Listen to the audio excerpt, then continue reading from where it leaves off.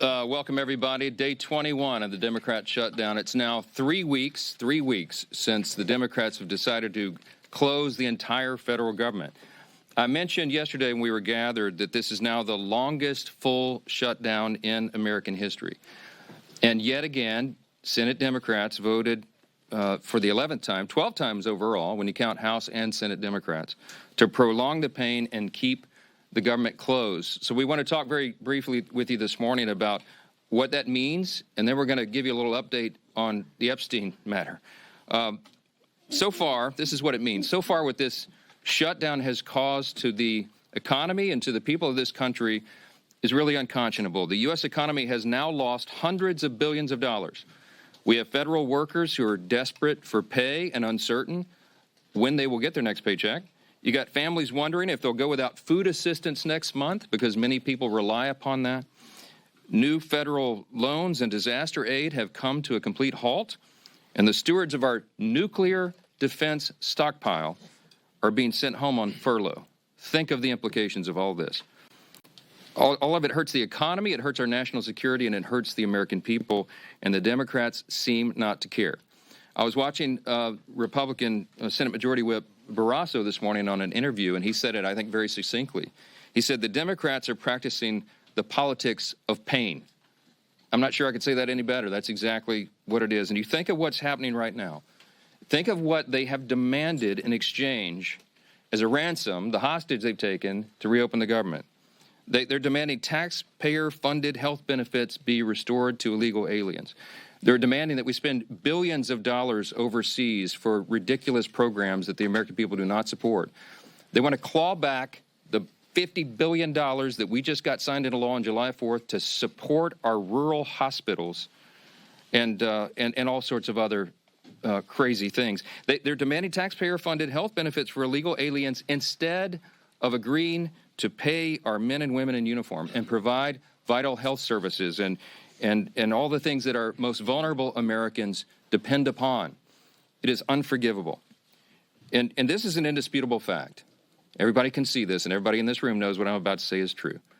Chuck Schumer and Hakeem Jeffries are terrified of their far left base in New York and around the country. So they have given in to their demands to shut down the government so that they themselves can get the left's approval and somehow salvage their political careers. That is the whole story in one sentence, okay? That's why Schumer said shamelessly that every day of the shutdown gets better for us. Who's the us? He's talking about he and Hakeem and the Democrats who are afraid of the far left base. So today I want to put a finer point on some of the very real consequences we're seeing and what they mean for Americans around the country. And I'll zoom in on some of these key Democrat states where the senators continue to dig their heels in and vote against opening the government. Yesterday from NBC News, here's the headline: air traffic control staffing issues cause flight delays across the country. The Secretary of Transportation said 53% of flight delays are now due to staffing issues, and usually that number is 5%. From Colorado, food banks face growing crises as shutdown impacts become a reality. That's the headline from Sky High News. What are Colorado's two Democrat senators doing? You've got Hickenlooper and Bennett. They have both now voted 11 times to keep the government closed. Virginia. Here's the headline yesterday, KSL. Virginia employees fear shutdown's impact on veterans' medical care. And meanwhile, their two Democrat senators, Tim Kaine and Mark Warner, have voted repeatedly to put their thumb in the eye of those veterans. And they won't end this pain. From Hawaii, Hawaii News Now says, headline, government shutdown impacts telehealth for seniors in Hawaii. Seniors in Hawaii rely upon telehealth. Guess who's shutting it down? Their two Democrat senators, Brian Schatz and Mazie Hirono, voted again and again to keep the government closed and disrupt the health services for seniors in their own state. They've got a lot to answer to. From California, here's a headline, ABC 7 News. Alameda food banks step in to help TSA workers, families impacted by government shutdown. That is disgusting. And both of California's senators, Padilla and Schiff, have voted 11 times to block the pay of those TSA agents and their families, the paychecks they rely upon. From Illinois, WIFR, yesterday, federal courts in northern Illinois reduce operations due to government shutdown. The courts are reducing operations, and you've got Illinois Democrats Senators Duckworth and Durbin have voted to keep the government closed. We can do this all day long. That's a sample. Democrats used to care about the harm that shutdowns caused hardworking Americans, but now we can all see very clearly that was always based on politics and not principle, because they have thrown the principle out the window. And yesterday, there was an article from The Hill that laid bare that very fact. A Democrat senator was speaking anonymously and admitted, quote, people are going to get hammered if they vote for the House passed bill to reopen the government. The clean, nonpartisan CR, they're going to get hammered. Another insider said in that same story, quote, we would have enough votes to reopen the government if people were not terrified of getting the guillotine, okay? They mean it metaphorically, but in a political sense, that's exactly what they're concerned about. And think about the fact that we're just laying out here. These are simple facts. We come out here every morning and remind the American people of what's going on. Do not let them distract you from the facts. The American people would have an open government if Democrats were not terrified of their radical base. That is the headline. Every single one of you should write that. That's the ugly truth. The Democrats are not governing in good faith. They're covering their own tail. They're out here decrying the so-called forthcoming health care crisis, they say. It's the one that they themselves created. The Democrats created Obamacare. They're the ones that created a subsidy with an expiration date. They're the ones that did all of this. Republicans are trying to fix it. And they're trying to blame Republicans for the crisis they themselves created. They cry foul when we won't bail them out of their own shutdown. I don't have anything to offer, as I've explained. I don't have any partisan priority I can pull off of the CR to make it more palatable for them. There's nothing to negotiate. They just have to do what they've always done in the past, that they did 13 times during the Biden administration, and they did as recently as March of this year, to open the government so that people can get their services and their paychecks. And they go before cameras incredibly, and they just lie to the American people over and over. It's a stunning thing to watch. It's time to stop the political games. The Democrats have got to stop this so that we can get back to the work here.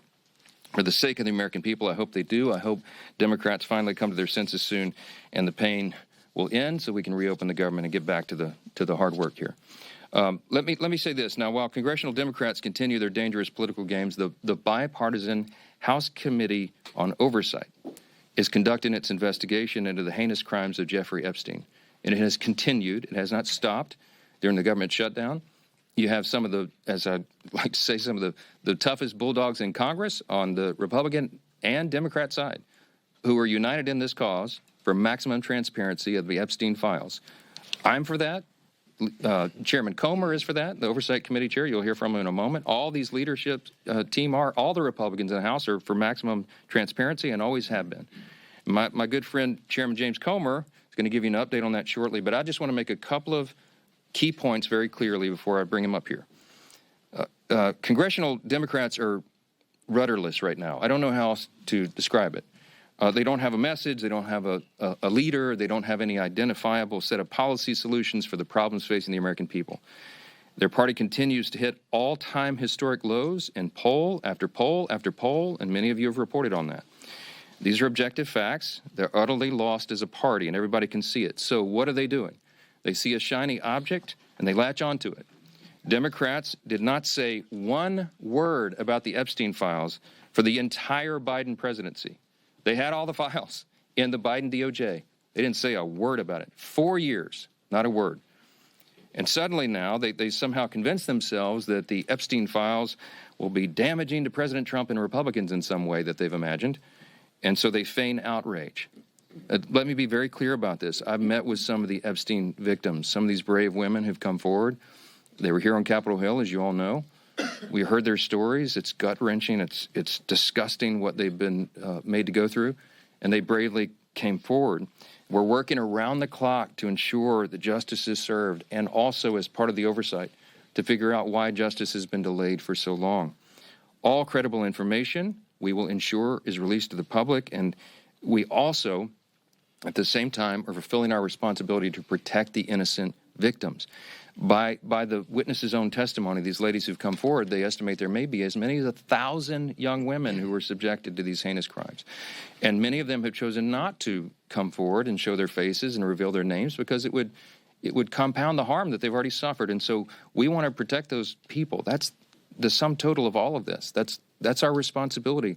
And short of that, we want maximum transparency, and that is exactly what the American people are getting right now. That oversight investigation, they're working around the clock, and here's what the latest update, if you're not keeping track. They have now subpoenaed and released 43,000 pages of documents.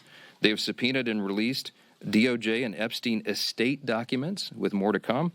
They've issued 11 deposition subpoenas, and they've released Bill Barr's deposition transcript. Just a few days ago, they released the transcript from the interview with Alexander Acosta. They requested and begun to receive suspicious activity reports from the Treasury Department, and the department is fully cooperating in that. And they published letters from Eric Holder, Merrick Garland, and James Comey stating they had no knowledge or information related to the committee's investigation. Those documents include the ones that were released on Friday of last week, okay? The Epstein estate documents include his personal phone logs, his travel logs, his financial records, the ledgers that many people have been wanting to see, and even his daily calendar. The investigation and continued document release is ongoing even as we speak.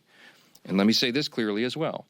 The bipartisan House Oversight Committee is already accomplishing what the discharge petition, that gambit, sought, and much more. The Epstein estate files that have been this new treasure trove, the third batch of information released right now, was not even included in the discharge petition. They didn't even think of it.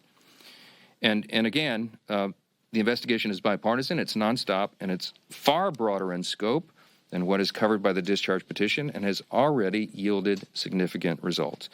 Unfortunately, some Democrats, and sadly even a couple of Republicans, have tried to make this a political issue. They seem to be more interested in trying somehow to lay a glove on the president than in securing justice for these victims, and I think that is shameful. Information. Truth is freedom. Is Newsmax. It's real news for real people.